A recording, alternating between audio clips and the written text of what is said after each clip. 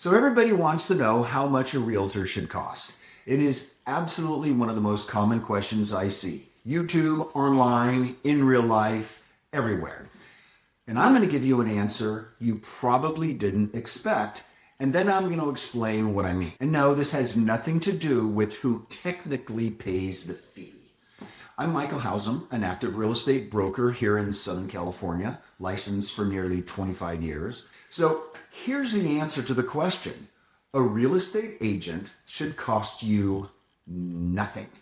So let me explain. And what I mean is this. The financial value created by a great agent should be greater than the amount that they are paid.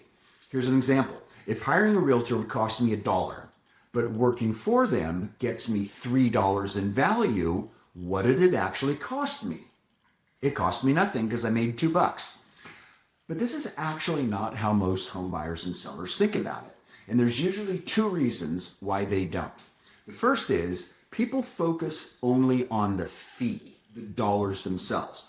They're trying to drive that commission rate number down as low as possible. Here in Orange County, there are brokerages, you can find them online, that'll sell your house for a flat $8,500, which is well under the 1% of the average sales price here in Orange County. There are companies that'll even put your home on the MLS for $149. There are also discount buyer services that will charge even less than that to help you buy a house. Now, all of these options focus just on reducing the fee, but what they never talk about is the other side of the equation, the result. So these models, they either ignore the results completely or they assume that all agents are going to have the exact same outcome. But frankly, that is not how it works in real life. In practice, the true cost of these services is almost always far greater than the fee itself. Either far less money in the pocket of the seller or not getting the right house for the buyer or losing it altogether. Let me give you a quick thought experiment to help you think this through. Imagine somebody you loved was hit by a FedEx or a UPS truck, and then you find out the driver was drunk or unlicensed. You'd be looking for an attorney immediately. And when you got with that attorney to interview them, what questions would you ask? Would you ask them what the percentage charge was? What was their rate? Would you ask them how many hours they're going to spend preparing on the case? Or would you ask them about their track record suing multi-billion-dollar international corporations? So there's an attorney in LA that a few years ago won a $4.9 billion personal injury verdict against General Motors.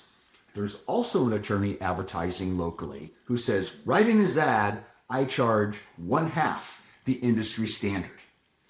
Which one of these would you hire, even if the GM attorney charged more than anybody else? Now, if the answer is that you'd still hire the GM attorney, then you already get the concept. The half-price attorney is going to cost less in two different ways: a lower percentage rate and a smaller settlement.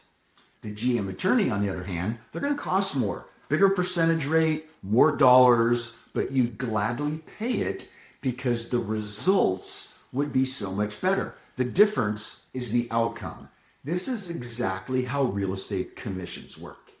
If the results that your realtor delivers are exceptional, then the real cost to you is zero.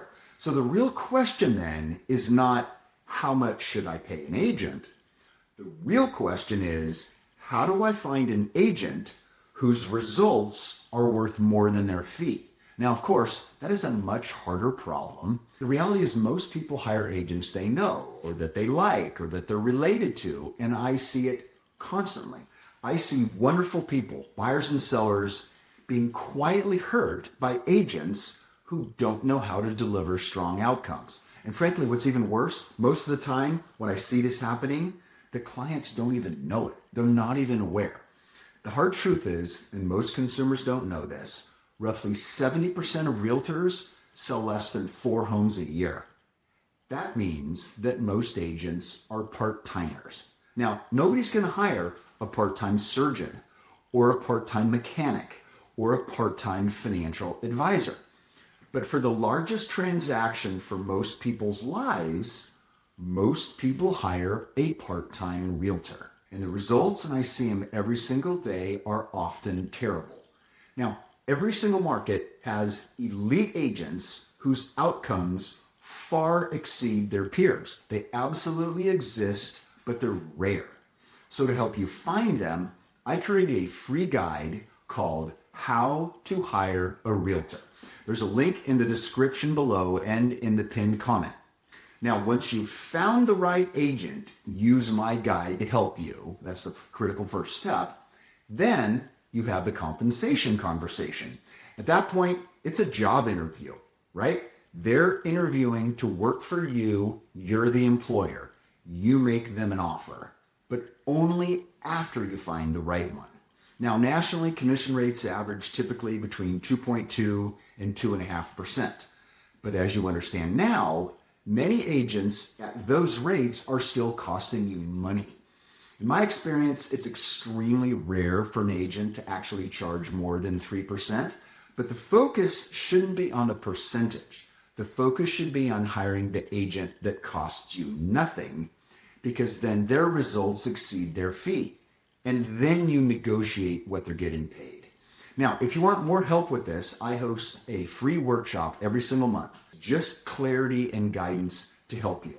There's another link below in the description and the pinned comment. And then the next video coming up here is going to show you what a top agent should be doing in a very common situation. So after subscribing, make sure to watch that one too.